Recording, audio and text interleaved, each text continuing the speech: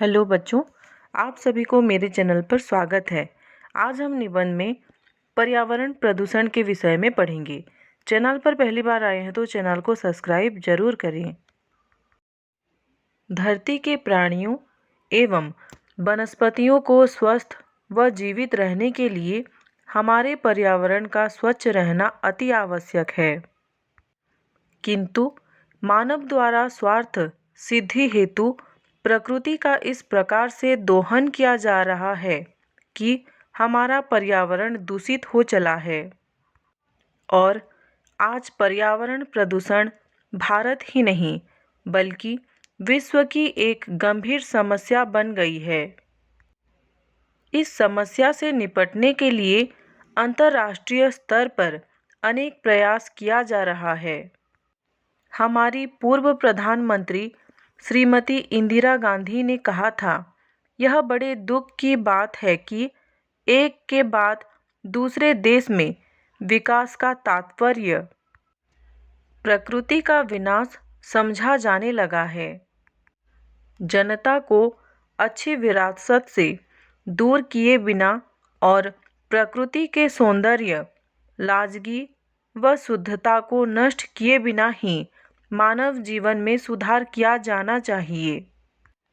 पर्यावरण में अवशिष्ट पदार्थों का इस अनुपात में मिलना जिससे पर्यावरण का संतुलन बिगड़ता है उसे प्रदूषण कहा जाता है। प्रदूषण के कई रूप हैं, जैसे जल प्रदूषण, वायु प्रदूषण, भूमि प्रदूषण, ध्वनि प्रदूषण इत्यादि।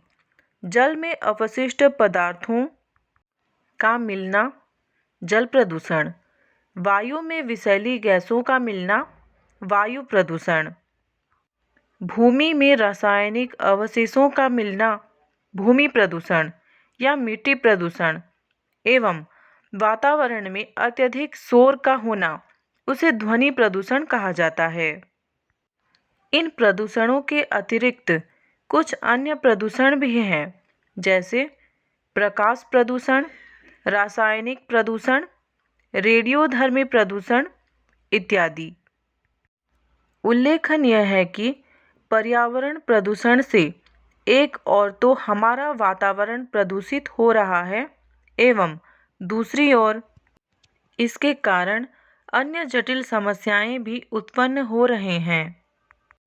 विभिन्न प्रकार के जीव जंतुओं और पेड़ पौधों से परिपूर्ण सौरमंडल के ग्रह पृथ्वी के वातावरण में 78% नाइट्रोजन, 21% ऑक्सीजन तथा 3% यानी कि 3% कार्बन डाइऑक्साइड शामिल है। इन गैसों का पृथ्वी पर समुचित मात्रा में होना जीवन के लिए अनिवार्य है, किंतु जब इन गैसों का अनुपातिक संतुलन बिगड़ जाता है तो जीवन के लिए प्रतिकूल परिस्थितियां उत्पन्न हो जाती है।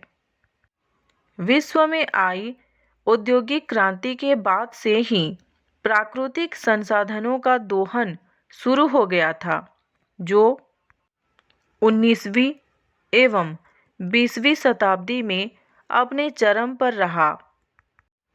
कुपरिणाम स्वरूप पृथ्वी पर गैसों का अनुपातिक संतुलन बिगड़ गया, जिससे विश्व की जलवायु पर प्रतिकूल प्रभाव पड़ा एवं प्रदूषण का स्तर इतना अधिक बढ़ गया है कि यह अनेक जानलेवा बीमारियों का कारण बन गया।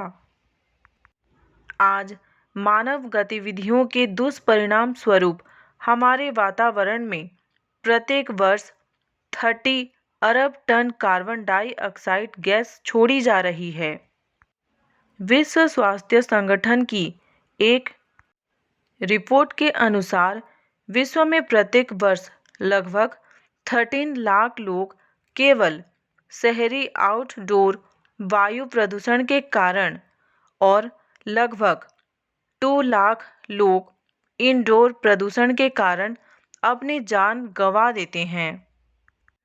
वर्ष 2014 के अंत में संयुक्त राष्ट्र पर्यावरण कार्यक्रम द्वारा जारी की गई रिपोर्ट में कहा गया था कि प्रतिवर्ष वायु प्रदूषण से जुड़ी लगभग 1 लाख मौतें भारत सहित अमेरिका, ब्राज़ील, चीन, यूरोप और मेक्सिको में होते हैं। किंतु परिवहन, इमारत एवं औद्योगिक क्षेत्रों में ऊर्जा दक्षता के उपाय कर वर्ष 2030 तक वार्षिक स्तर पर इनसे बचा जा सकता है। प्रदूषण के कई कारण हैं। उद्योगों से निकले वाले रासायनिक अपशिष्ट पदार्थ जल एवं भूमि प्रदूषण का तो कारण बनते ही हैं। साथ ही इनके कारण वातावरण में विषैली गैसों के मिलने से वायु भी प्रदूषित होती है।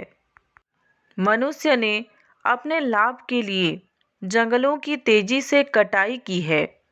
जंगल के पेड़ प्राकृतिक रूप से प्रदूषण नियंत्रण का काम करते हैं। पेड़ों के पर्याप्त संख्या में न होने के कारण भी वातावरण में विषैली गैस जमा होती रहती है और उनका शोधन नहीं हो पाता। मनुष्य सामानों को रखने के लिए पॉलीथीन का प्रयोग करता है। प्रयोग के बाद इन पॉलीथीनों को यूं ही फेंक दिया जाता है। यह पॉलीथीनें नालियों को अवरुद्ध कर देती हैं, जिसके फलस्वरूप पानी एक जगह जमा होकर प्रदूषित होता रहता है। इसके अतिरिक्त यह पॉलीथीनें भूमि में मिलकर उसकी उर्वरा शक्ति को भी कम कर देती हैं। प्रौद्योगिकी में प्रगति के साथ ही मनुष्य की मशीनों पर निर्भरता बढ़ी है। मोटर, रेल, घरेलू मशीनें इसके उदाहरण हैं। इन मशीनों से निकलने वाला धुआं भी पर्यावरण के प्रदूषण के प्रमुख कारणों में से एक है। बढ़ती जनसंख्या को भोजन उपलब्ध करवाने के लिए खेतों में रासायनिक उर्वरकों के प्रयोग में वृद्धि हुई है। इसके कारण भूमि की उर्वर शक्ति का ह्रास हुआ है। रासायनिक एवं चमड़े के उद्योगों के अपशिष्टों को नदियों में बहा दिया जाता है। इस कारण जल प्रदूषित हो जाता है एवं नदियों में रहने वाले जंतुओं पर प्रतिकूल प्रभाव पड़ता है। परमाणु शक्ति उत्पादन के क्रम में परमाणु विखंडन के कारण भी पर्यावरण प्रदूषण काफ़ी बढ़ता है। विश्व के महान वैज्ञानिक स्टीफन हॉकिंग ने इसकी जगह परमाणु संलयन को विकल्प बनाते हुए कहा है, हम एक व्यावसायिक शक्ति स्रोत बनने हेतु परमाणु संलयन चाहते हैं। यह प्रदूषण या ग्लोबल वार्मिंग के बिना ऊर्जा की बड़ी आपूर्ति प्रदान करेगा। पर्यावरण प्रदूषण के कई दुष्परिणाम सामने आए हैं। इसका सर्वाधिक प्रतिकूल प्रभाव मानव के स्वास्थ्य पर पड़ा है। आज मनुष्य का शरीर अनेक बीमारियों का घर बनता जा रहा है। खेतों में रासायनिक उर्वरकों के माध्यम से उत्पादित खाद्य पदार्थ स्वास्थ्य के दृष्टिकोण से सही नहीं है। वातावरण में खुली विषैली गैसों एवं धुएं के कारण शहरों में मनुष्य का सांस लेना भी दुभर होता जा रहा है। विश्व की जलवायु में तेजी से हो रहे परिवर्तन का कारण है पर्यावरणीय असंतुलन एवं प्रदूषण ही है। मनुष्य स्वाभाविक रूप से प्रकृति पर निर्भर है। प्रकृति पर उसकी निर्भरता तो समाप्त नहीं की जा सकती, किंतु प्राकृतिक संसाधनों का उपयोग करते समय हमें इस बात का ध्यान रखना पड़ेगा कि इसका प्रतिकूल प्रभाव पर्यावरण पर ना पड़ पाए। इसके लिए हमें उद्योगों की संख्या के अनुपात में बड़ी संख्या में पेड़ों को लगाने की आवश्यकता है। इसके अतिरिक्त पर्यावरण प्रदूषण को कम करने के लिए हमें जनसंख्या को फिर बनाए रखने की भी आवश्यकता है, क्योंकि जनसंख्या में वृद्धि होने से स्वाभाविक रूप से जीवन के लिए अधिक प्राकृतिक संसाधनों की आवश्यकता पड़ती है और इन आवश्यकताओं को पूरा करने के प्रयास में बड़े स्तर पर उद्योगों की स्थापना होती है और उद्योग कहीं न कहीं प्रदूषण का कारण भी बनते हैं।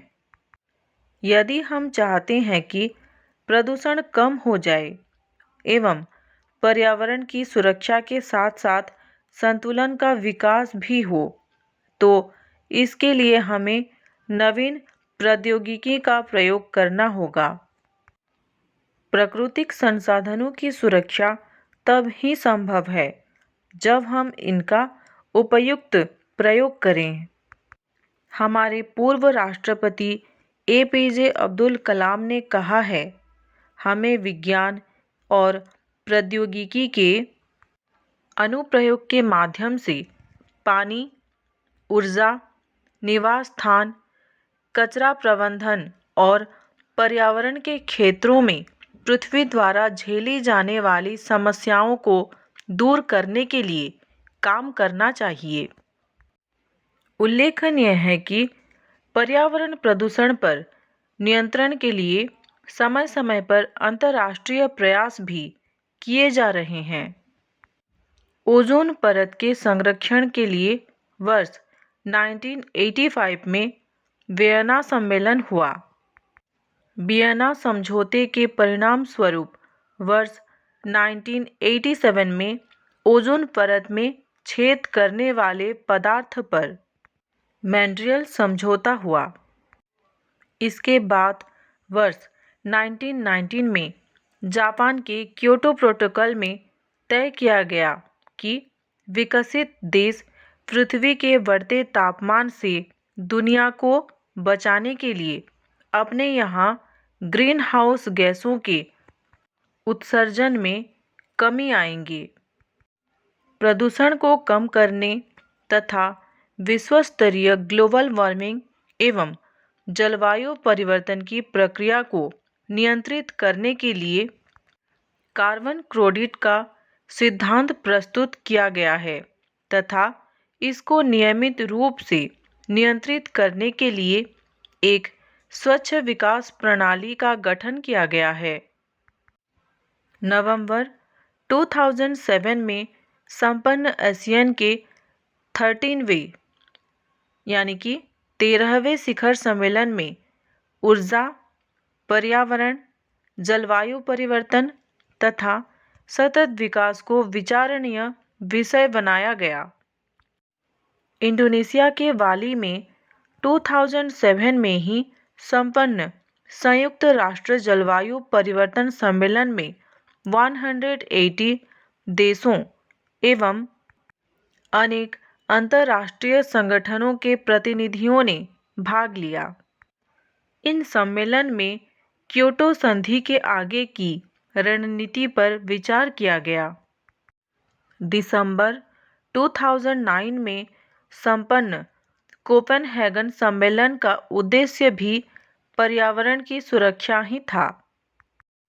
वस्तुतः पर्यावरण प्रदूषण एक वैश्विक समस्या है जिससे निपटना वैश्विक स्तर पर ही संभव है, किंतु इसके लिए प्रयास स्थानीय स्तर पर भी किए जाने चाहिए।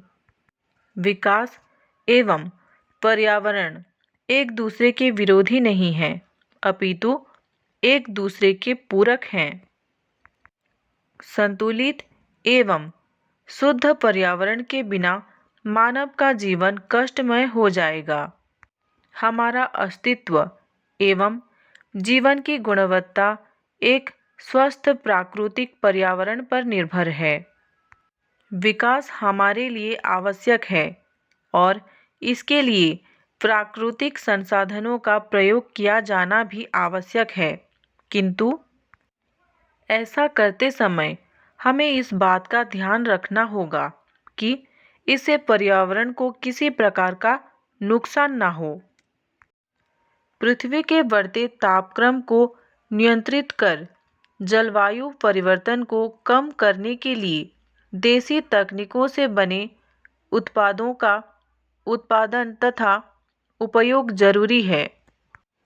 इसके साथ ही प्रदूषण को कम करने के लिए सामाजिक तथा कृषि वानिकी के माध्यम से अधिक पेड़ लगाए जाने की भी आवश्यकता है। पर्यावरण प्रदूषण की समस्या को दूर करने के संबंध में अमेरिकी नागरिक सुसन किसकिस की कही ये बातें अनुकरणीय हैं।